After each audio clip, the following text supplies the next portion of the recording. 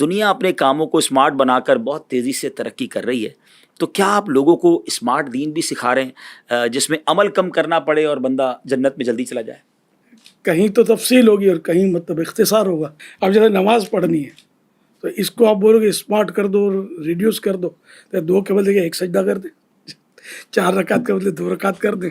وہ جتنا شریعت نے حکم دیا ہے اتنی قراءت بھی کرنی ہوگی، جتنا اسلام نے تسبیحات پڑھنے کی ہمیں مطلب ترغیب ارشاد فرمائی وہ تسبیحات پڑھنی پڑے گی. لیکن یہاں لوگوں کے ذہنوں میں یہ بات آتی ہے کہ جناب اگر دعوت اسلامی کے قریب آنا ہے، دین کا کام کرنا ہے، تو کبھی تو آپ 12 ماہ کے قافلے کی بات کر رہے ہوتے ہیں، کبھی کہتے ہیں وقف مدینہ ہو جائیں. آپ نے تو اپنی زندگی دعوت اسلامی کو دے دی، دین کو دے دی، اور آپ کے ساتھ کئی آپ کے رفقا ہیں جو اپنی لائف دے چکے ہیں. تو اتنا سب کچھ کرنا پڑے گا جنت میں جانے کے لیے دین کا کام، یا کوئی شارٹ کام بھی، کوئی تھوڑا سا کام بھی بتا دینا تو وہ بھی ہم کر کے ہم بھی کوئی آپ کے ساتھ ساتھ جنت میں چلے جائیں؟ حدیث پاک ہے جنت تلواروں کے سائے میں ہے. پہلے تو جانیں قربان کی جاتی تھی اور جاتے تھے اور جان قربان کرتے تھے. اب وہ دور تو ہمارا ظاہر اس طرح کا فی الحال تو نہیں ہے کہ ہم جانیں قربان کرتے. ہم تو آپ سے ٹائم لے رہے ہیں، آپ کی جان کہاں لے رہے ہیں؟ جان ہوگی تو ہمیں ٹائم دیں گے نا، اور آپ اپنے لیے دیں گے. تو جتنی نیکیاں کریں گے اتنا آپ کے لیے فائدہ ہوگا. بولتے ہیں جتنا گڑ ڈالو گے اتنا میٹھا ہوگا. تو یعنی آپ کی طرف سے، دعوت اسلامی والوں کی طرف سے کوئی ایسا انفسائز نہیں ہے، کوئی تاکید نہیں ہے کہ بھائی نفلی روزے بھی رکھنے پڑیں گے تو نوافل بھی پڑھنے ہی پڑیں گے، نہیں پڑھتا کوئی تو گناہ گار تو نہیں ہے؟ شرط نہیں ہے، ٹھیک ہے، نہ اس کو دعوت اسلامی سے نکالا جائے گا، ٹھیک ہے، نہ ہر دعوت اسلامی والا اس پر عمل کرتا ہے. ٹھیک ہے. جس کو اللہ توفیق دے ہم ترغیب تو دلائیں گے. پہلے کے لوگ اتنی عبادتیں کرتے تھے، اتنی عبادتیں کرتے تھے کہ حضرت جنید بغدادی رحمۃ اللہ علیہ جب اپنے ضرورت کا کما لیتے تھے نا تو دکان پر پردہ ڈال دیتے تھے اور پھر پیچھے جا کر پردے کے نفلیں ادا کرتے تھے. تو ان کا آج میں نے تذکرہ کیا نا، ان کی یہ شان تھی، صدیوں بیت گئی. تو اس طرح مطلب اور بزرگوں کے تقوی، پرہیزگاریاں، ان کی عبادتیں، شیخ عبد القادر جیلانی غوث اعظم رحمۃ اللہ علیہ کی عبادتوں کے کتنے تذکرے کہ کتنا تقویٰ کرتے تھے، کتنا جنگلوں میں انہیں عبادتیں کی. تو مطلب یہ سارے تو ہم آپ کو جنگل میں تو بھیج نہیں رہے، یہ تو چاروں طرف منگل ہی منگل ہے. اگر مطلب آپ 3 دن کے لیے دین کی خدمت کے لیے آپ نکل گئے مدنی قافلے میں، خود بھی عبادت کریں گے، دوسروں کو بھی نیکی کی دعوت دیں گے، بے نمازیوں کو نمازی بنائیں گے، اور گناہ جو کرتے ہیں ان کو گناہوں سے چھڑا کر مسجد طرف لائیں گے، اللہ پاک کی بارگاہ عظمت سے اس کے بچھڑے ہوئے بندوں کو ملائیں گے.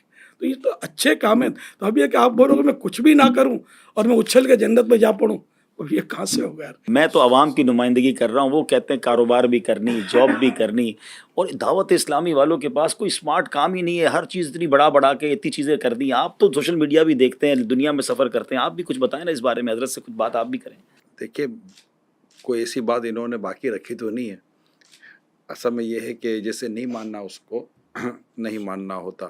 میں یہ سمجھ پا رہا ہوں کہ جو علماء ہیں ان کا کام امت تک پوری بات پہنچانا ہے، ماشاءاللہ.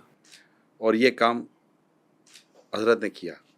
حضرت نے فرض کیا یہ بھی بتایا، واجب کیا یہ بھی بتایا، سنت کیا یہ بھی بتایا، نفل کیا یہ بھی بتایا، مستحب کیا یہ بھی بتا دیا، گناہ کیا یہ بتا دیا، ثواب کیا یہ بتا دیا.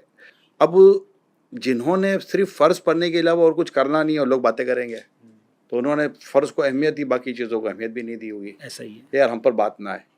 جنہوں نے داڑھی رکھنی تھی انہوں نے داڑھی کے فضائل بیان کی اور داڑھی رکھنے کی اہمیت بیان کی. اور جنہوں نے داڑھی رکھنی نہیں ہے معاذ اللہ، تو انہوں نے داڑھی اسلام میں ہے کہ اسلام داڑھی میں ہے، اس طرح کی باتیں کر کے لوگوں کو کنفیوز کرنے کی کوشش کی. ایسا ہی ہے. یہاں سے باقاعدہ وہ بات بیان کی گئی کہ جس بیان کو کرنے کے بعد ایک تو ایک علم پہنچانے کا بھی حق ادا کرنا ہوتا ہے. ایجوکیشن فیلڈ کے اندر ایک آؤٹ لائن کا لفظ ہے، آؤٹ لائن ہمیشہ کمپلیٹ ہوتی ہے. ٹھیک ہے.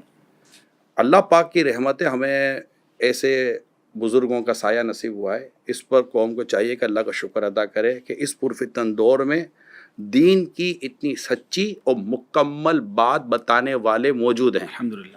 اس کو تسلیم کر لیا جائے. اور کہاں یہ کہا گیا کہ یہ کرنا لازم ہے؟ جس چیز کو شریعت نے لازم کر دیا اسے کوئی غیر لازم کر نہیں سکتا، ٹھیک ہے. اور جس کو شریعت نے لازم کیا نہیں ہے اس کو کوئی لازم کر نہیں سکتا. تو بہت خوبصورت بات. اب اس پر کوئی کلام کر لے کہ آپ نے وہ بات کی ہے جو لازم نہیں ہے، تو ٹھیک ہے بھائی، آپ کی اس پروگرام میں ہم غلط فہمی، غلط میرے تو نزدیک تو 2 چیزیں ہیں عبدالحبیب بھائی.